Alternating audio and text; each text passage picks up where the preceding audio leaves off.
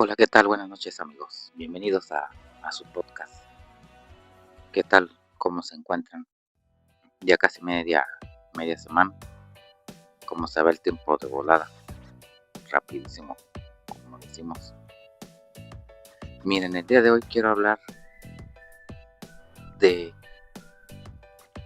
ciertos técnicos que a lo mejor de cierta forma son considerados los más ganadores en la historia de la Liga Mexicana. Y a lo mejor otros que a pesar de no brillar tanto en la Liga Mexicana, han ganado torneos importantes internacionales. Y quiero abrir con esto. Miren,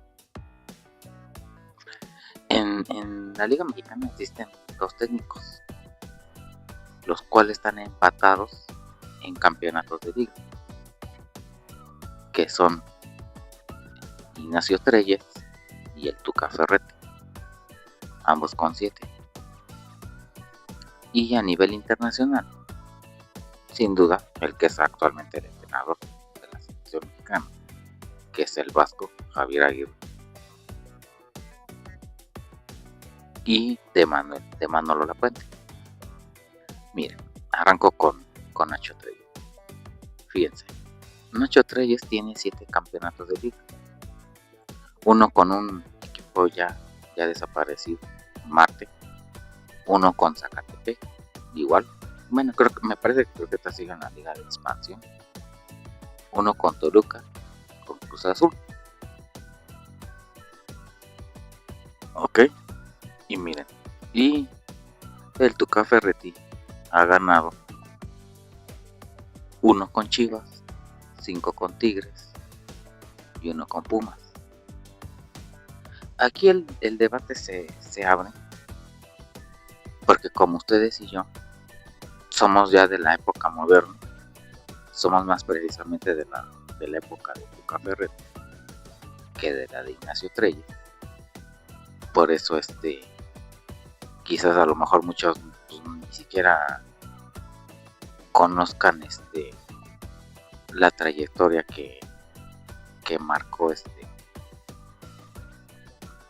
que marcó Nacho Treyes. Fíjense, les digo, bueno, aquí hay que abrir un paréntesis porque miren, a Nacho Treyes le tocó la época cuando los torneos eran largos aquí en la Liga Mexicana. Al Tuca Ferretti le tocó la época cuando ya eran torneos cortos. Quizás para muchos la diferencia entre uno y otro va a ser que a lo mejor a uno le tocaron temporadas completas. Tuvo que estar aguantando ahora sí que un torneo largo, que no es cosa sencilla. O sea, es como lo que vivimos hoy en día en las ligas europeas, que ya ven que es un año completo. Obviamente a mitad está el famoso mercado de invierno, cuando es cuando pueden comprar jugadores y de esa forma tratar de mantener la cima, de tratar de estar ahí contendiendo en la liga. Pero miren, aquí vamos con en cuanto a los números del Tuca. Fíjense, el Tuca dirigió durante 11 años a los Tigres, que fue del año 2010 al año 2021. Les digo, ahí fue donde conquistó 5 títulos de liga. Ganó una Copa MX, una distinta ya Copa MX. Ganó 3 campeón de campeones y una Liga de Campeones de la CONCACAF. Además de que consiguió el subcampeonato, aquel famosísimo, el subcampeonato que consiguió en el Mundial de Clubes. Aparte de eso, les decía, aparte de esos 5 títulos, fue campeón de liga con las Chivas, allá en el lejano Clausura 2006, y con los Pumas, igual en aquel lejano Clausura 2009. Fíjense, también entre sus logros fue que calificó a la selección mexicana a la Copa Confederaciones. En aquel partido, cuando fue contratado para unos cuantos, previo a la llegada del colombiano Osorio, no sé si lo recuerdo. Pues bueno, dentro de sus títulos podríamos agregar el que luego clasificar a la selección mexicana allá a la Copa Confederaciones 2017, previo al Mundial de Rusia. Y ahora vámonos con Nacho Treyes, como les decía. Fíjense, Nacho Treyes, el primer título que consigue es con un equipo ya desaparecido, llamado Marte, en aquella lejana temporada del 53 y el 54. Pero fíjense, ahora sí que un dato curioso. Este club fue formado en 1921 por militares del ejército mexicano, que por esa razón se les conocía como los marcianos. Estuvieron en la época amateur y posteriormente ya llegaron a la época profesional. Y precisamente con Nacho Treyes consiguen este título en la temporada de 1953-1954, y posteriormente al siguiente año el equipo desciende en 1955 a la segunda división y finalmente es eliminado o disuelto, como se dice, al siguiente año debido a un escándalo. O sea, ahora sí que, como se decía en el fútbol de barrio, por haber usado cachirules. Ahora sí que es disuelto el equipo y pues ya desaparece. Después, les digo, con el equipo, ese es el primer.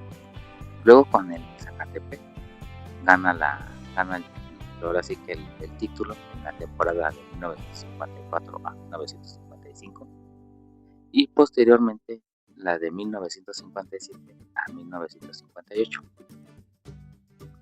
Después dirige al Toluca ya en los años 60, a mediados en la temporada de 1966-1967 gana esa con Toluca y después al siguiente torneo la vuelve a ganar en la 67-68, para después más adelante con Cruz Azul en la temporada del 78-79 vuelve a ganar y después de 1979 a 1980. Después, posteriormente, o sea, esos fueron todos ahora sí que fueron sus 7 títulos que ganó en cuanto a la Liga Mexicana. Pero en aquel entonces existía también la Copa México, no Copa de México, como después se le denominó, la cual ganó con Zacatepec en aquella temporada de 1956-1957. Y después ganó un campeón de campeones, igual con Zacatepec. Esa igual en la edición de 1958. Dentro de dentro de los títulos internacionales que consigue, gana la Copa de Campeones de la CONCACAF. La gana con Toluca en 2 años seguidos, en el 67 y el 68, y luego con el Atlante en 1983. Entonces, como les decía, amigos, va a haber, tanto ustedes como yo, mucha gente que a lo mejor no nos tocó ver dirigir a este técnico. Somos más de la época de Tuca, precisamente. En mi caso, a mí me tocó ver precisamente a Tuca. A lo mejor sus números de Nacho Treyes son igual excelentes como los del Tuca Ferretti, pero si nos ponemos a ver la realidad,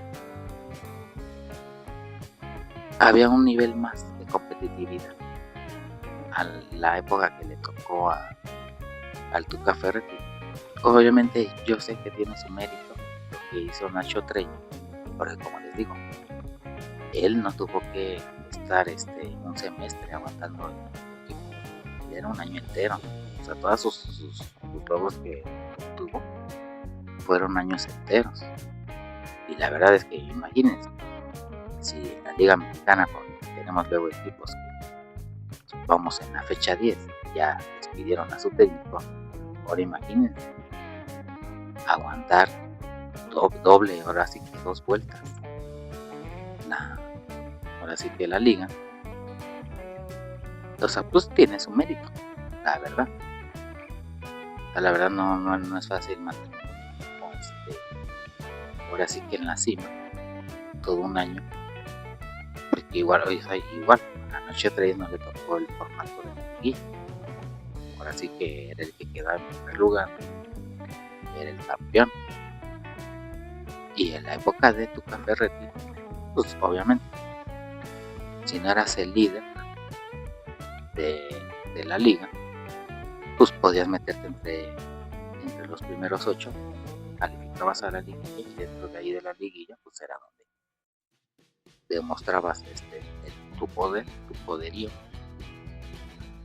y escalabas cuartos de final, semifinal, posteriormente.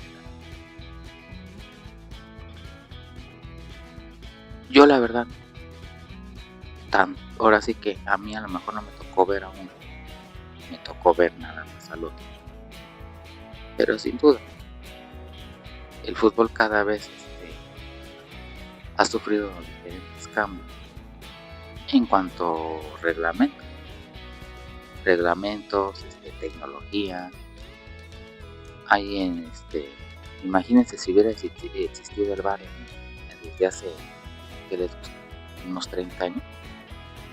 Les apuesto que muchos resultados, no precisamente en la Copa del Mundo, sino a lo mejor en las diferentes ligas, cuando había partidos muy pero polémicos, que incluso a algunos les costó ir a un mundial, a algunos les costó llegar a la gran final. Imagínense qué hubiera sido si el VAR hubiera existido desde hace mucho tiempo. Quizás a lo mejor habría equipos que no tendrían los palmares que tienen actualmente, equipos y algunas de las selecciones que conocemos. Ok, miren, también en México ha habido entrenadores que quizás a lo mejor no llegaron a los mismos palmares que consiguieron tanto Nacho Treyes como el Tuca Ferretti, pero que sin duda lo que hicieron fue lo que los hizo llegar más allá. Un claro ejemplo pues es el actual entrenador de la selección mexicana. Fíjense, yo me acuerdo que Javier Aguirre, cuando todavía existía el Gol de Oro, no sé si lo recuerdan, aquel Pachuca que le gana a Cruz Azul en la final, con aquel gol del Hueso Clarín, era dirigido por Javier Aguirre. Posteriormente bueno, eso le valió para llegar a la selección mexicana. Posteriormente de ahí se va ahora sí que a Europa, se va a dirigir a Osasuna, allá en España. Hizo cosas súper importantísimas con este club, ahora sí que los llevó a su primera Champions League, y posteriormente es contratado para dirigir al Atlético de Madrid y después al Mallorca. Ahora sí que imagínense qué hubiera pasado si Tuca Ferretti y Nacho Treyes hubieran llegado también a Europa. Tiene su mérito, la verdad. Quizás para muchos dicen el mejor entrenador de aquí de México es el Vasco Aguirre, y sí, quizás sí, porque a lo mejor lo que le contrarresta a Nacho Treyes es que a lo mejor él nunca dirigió fuera de aquí de México, cosa que a lo mejor a Javier Aguirre pues se le dio. Pero como les digo, amigos, antes había otros reglamentos que a lo mejor influían, como cuáles. A lo mejor en su momento, a lo mejor a Nacho Treyes le tocó nomás poder traer, no sé, 3, 4, 5 extranjeros a sus equipos. Cosa que después, con el paso del tiempo, como les decía, no me acuerdo en qué podcast, lo mencionaba. Allí no, o sea, ya cuando después de cierto tiempo, acuérdense que aquí en México los jugadores ya pueden obtener su nacionalidad mexicana y ya no ocupan plaza de extranjero. Entonces, quieran o no, esa es una ventaja tanto para los equipos como para los mismos entrenadores. Porque pueden decir, ay, no, pues a mí me sirve, pues, no sé, el colombiano que el mexicano, o un argentino que el mexicano, un chileno, un paraguayo, o sea, distintos jugadores que no son de México, pero que llegaron aquí a marcar historia. Eso a lo mejor fue una ventaja que a lo mejor los entrenadores ya sea de ahora sí que de la época moderna, ahora sí decirlo, como lo que le tocó vivir al Tuca, fue lo que a lo mejor de cierta forma pues fue una ventaja que a lo mejor Nacho Treyes no pudo tener. Fíjense, otro igual junto con Javier Aguirre está Manolo Lafuente. Fíjense, él ganó 5 títulos de liga, 2 menos que Nacho Treyes y Tuca Ferretti. Pero fíjense, él fue el primero que llegó a conquistar a México la Copa Confederaciones de la aquel partido que quedó 4-3 cuando vencieron a Brasil. Ese partido, ¿cómo lo recuerdo? En una jugada, así que en una falta que comete en México, se le ocurre al jugador brasileño querer adelantarse querer hacer como madruguete. En eso agarra, sale México, sale corriendo a gran velocidad. En aquel entonces un joven de 20 años llamado Rafa Márquez se la toca a Cuauhtémoc hace un recorte y vence a Divo. Recuerdo ese partido, estaba todavía un poco niño yo en aquel entonces, pero vean, aquella vez México ahora sí que llenó los reflectores, ahora sí que llenó los mejores periódicos de la prensa en todo el mundo, por ser el primero, ahora sí que haber sido la selección en conquistar. Dejen tanto la Copa Confederación, sino pues por haberle ganado a una selección que era ampliamente favorita, la selección mexicana, que era la de Brasil, que en aquel entonces pues contaba con jugadores más de renombre que los que teníamos. Con esto abro el debate. Fíjense, quizás para muchos les parezca increíble, pero hay una cosa que a veces no lo entienden. Fíjense, en aquellos tiempos había ocasiones que la selección mexicana se enfrentaba a selecciones que, no sé, vamos a suponer, vamos a poner de ejemplo a ese Brasil de aquella Copa Confederaciones. Fíjense, les apuesto que de los 23 seleccionados de Brasil, les apuesto que un 75% eran jugadores que ni siquiera jugaban en su liga local, o sea, en la liga brasileña. Estaban en la liga italiana, en la liga española, en la liga francesa, etcétera, etcétera. Y de México nomás había uno, que en este caso era Rafa Márquez, que era el que jugaba en el Mónaco de Francia. Entonces a veces uno se pregunta, ¿cómo era posible que la selección mexicana de antes, que no tenía jugadores de renombre en el mundo, porque a lo mejor nosotros aquí en nuestra liga local decimos, tenemos un Miguel Cepeda, tenemos un José Manuel Agundis, tenemos un Conejo Pérez en la portería, tenemos un Claudio Suárez, tenemos un Julio Davino, tenemos un Cabrito Arellano, tenemos un Antonio Blanco. En ese entonces me acuerdo que teníamos también una selección mexicana con el Dani Osorno, con Francisco Valencia, el Chiquis García.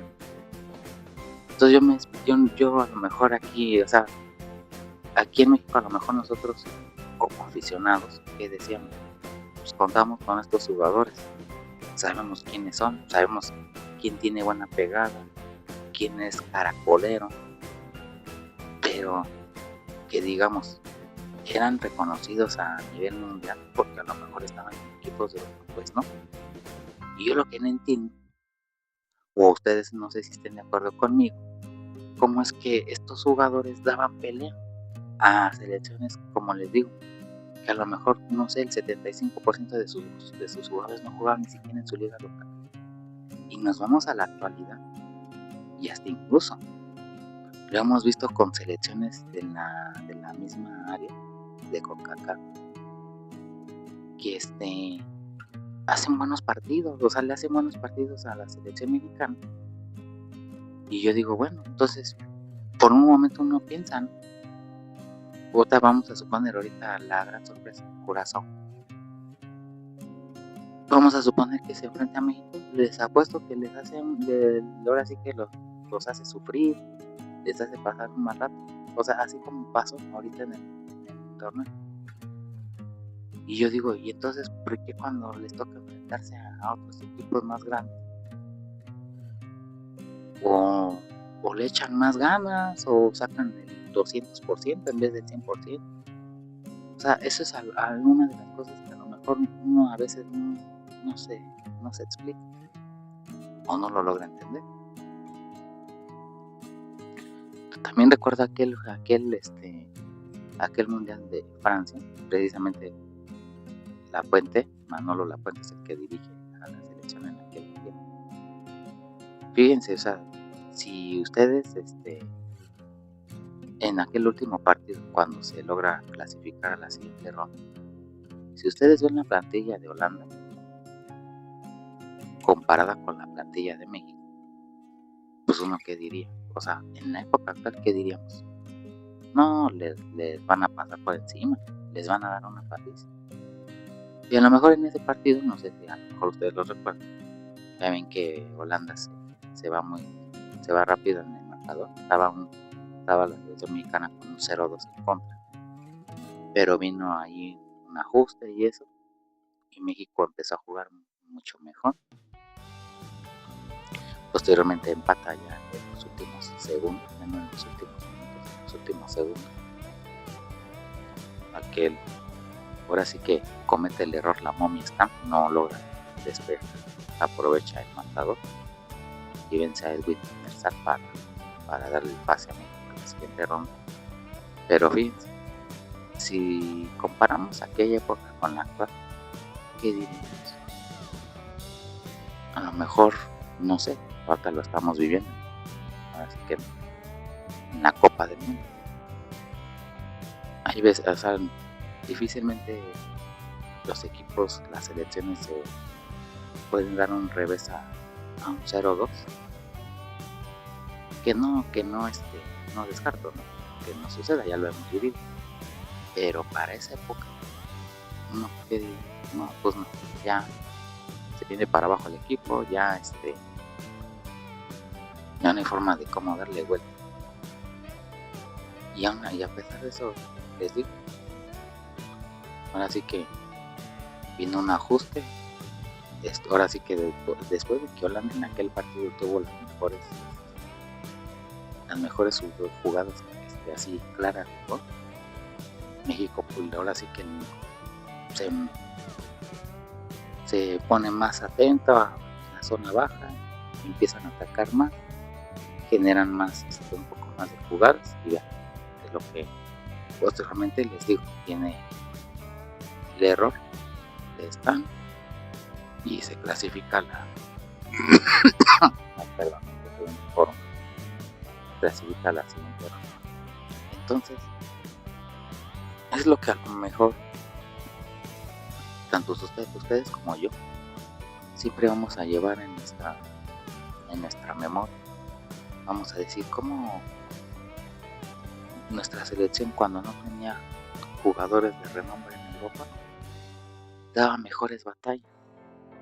Y posteriormente, cuando ya se tenían muchos jugadores jugando en el fútbol europeo, porque no, ni siquiera podía, a veces se complicaban los partidos con selecciones de aquí mismo de su zona, con Kaká, que en teoría se supone que eran más débiles que la propia selección mexicana. Entonces, déjenlo en la caja de comentarios qué es lo que opinan, por qué anteriormente peleaban más. Yo no digo que no peleen los de ahora, pero yo lo que no es porque antes como que parecía verse un poco más fácil el fútbol y ahora lo vemos como que un poco más complicado, como que más complejo. ¿No están de acuerdo? Y miren, y ya para finalizar, ya ven que ayer estábamos comentando, les decía que a la hora de grabar el podcast todavía no sabía el resultado de la selección francesa. Pero miren, justamente, pues ¿qué pasó? Hubo un doblete de Mbappé, con lo cual con esto ya son 16 goles en la historia de la Copa del Mundo. Ya empató a Miroslav Klose. Entonces, el máximo artillero es Leo Messi, que quizás a lo mejor está viviendo su último mundial y a lo mejor ahorita ya batió el récord, pero imagínate, Mbappé hasta el momento lleva 2 goles menos ya que Messi. Entonces no sabemos si en esta Copa del Mundo sea que o empate su récord o a lo mejor que lo vaya a rebasar. Independientemente de eso, miren, yo no digo que a lo mejor es bueno llevar ese etiqueta, quizás a lo mejor de ser ahora sí que el máximo anotador en la historia de las Copas del Mundo. Pero miren, ustedes como yo, si fuéramos futbolistas, ¿qué es lo que a lo mejor a nosotros nos importa? ¿Ser el goleador en la historia o obtener el título de la Copa del Mundo? Yo creo que lo segundo, ¿verdad? Obtener el título de la Copa del Mundo es lo más importante quizás para un jugador que llevarse que la bota de oro por ser el goleador del torneo y esperar los libros de la historia porque ya es el máximo anotador en la historia de las Copas del Mundo. Yo sé que una distinción individual para cada jugador, yo sé que no está del nada mal o del todo mal, pero sin duda, así que el máximo título que puede alcanzar un jugador de fútbol pues es la Copa del Mundo, sin lugar a dudas. Entonces, ustedes no sé si estén de acuerdo conmigo, pero ustedes creen que a Messi le va a importar si Mbappé lo empata o si Mbappé lo pasa. Yo no creo, ¿va? Quizás a lo mejor para él va a decir, para mí lo importante es que mi equipo juegue bien. A lo mejor yo aparezco en los momentos claves, meto los goles claves y sin duda lo mejor lo que yo quiero pues, es ser bicampeón del mundo. Quizás a lo mejor esté equivocado yo, a lo mejor quizás esa sea a lo mejor lo que más anhela Messi. Pues bueno amigos, hemos llegado al final de este podcast. Nos vemos el día de mañana. Les mando un fuerte abrazo, descansen y con todo gusto cualquier cosa que quieran agregar o comentar, pues ahí los estaré leyendo, ¿vale? Nos vemos hasta la próxima.